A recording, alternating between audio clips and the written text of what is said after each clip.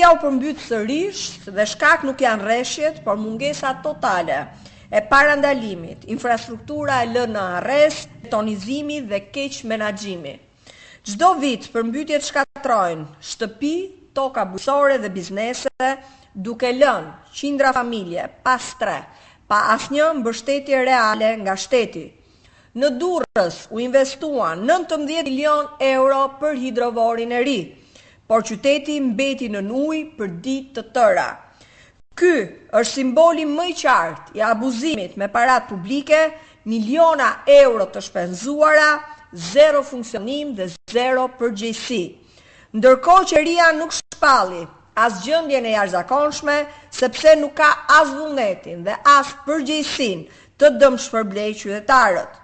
Ndërkohë qia fermer po përballen me ngrita dhe dëme pa shpresë për ndihmë nga shteti, i cili jo vetëm që nuk i mbështet, po edhe i ka lënë pa fondet e Bashkimit Evropian për shkak të vjedhjes dhe korrupsionit. Paralelisht, rritja e çmimeve të ushqimeve dhe qirave po e bën jetesën e papërballueshme për shumicën e shqiptarëve. Qerat janë dyfishuar krahasuar me 4 vite më parë, ndërsa inflacioni u rrit me 2.4% në dhjetor. Sot produktet ushqimore bazë në Shqipëri kushtojnë rreth 50% më shtrenjtë se vendet e Bashkimit Evropian.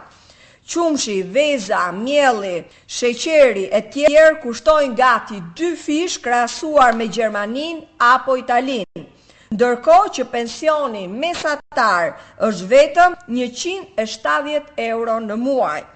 Familjet shqiptare shpenzojnë sot të paktën 40% të buxhetit familjar vetëm për ushqime, pra vetëm për mbijetesë.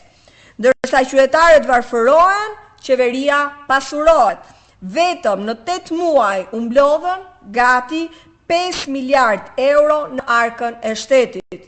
Të ardhurat gjatë vitit 2025 u rritën me 7.3% ose 340 milion euro më shumë para që dolën drejt për drejt nga xhepat e qytetarëve.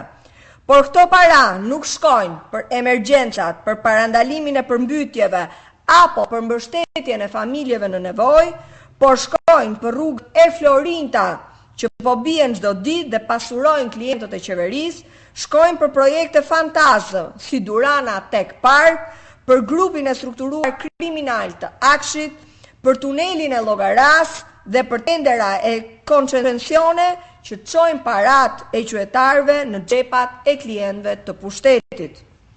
Qeveria jeton në luks, ndërsa qytetarët numërojnë qidarka për të mbyllur muajin.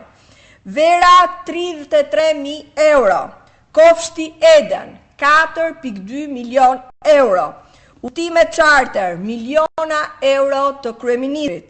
Vetëm te tuneli Llogaras u vodhën 75 milion euro. Rrugët e Florinta dhe inceneratorët përpin 100 milion euro. Dhe kur drejtësia vepron, pushteti e bllokon me arrogancën e pushtetit, pasi çdo qytetar është tashmë i qartë se në krye të gjitha aferave korruptive është vetë Edi Rama. Ndaj, ajo që po ndodh me kuvendin, ku shtyrja me 6 javë e shqyrtimit të kërkesës së SPAK për zvend kryeministre në hetim është një akt i paprecedent, por që njëkohësisht tregon hapur frikën e Edi Ramës nga drejtësia dhe tentativa e dëshpëruar e tij për të mbrojtur veten. Ndaj, Partia e Lirisë dënon me forcë përdorimin e kuvendit si mburoj politike nga kjo qeveri dhe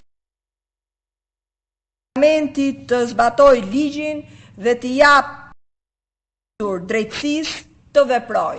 Koha e llogaridhjes ka ardhur dhe askush nuk mund ta ndalë më. Faleminderit.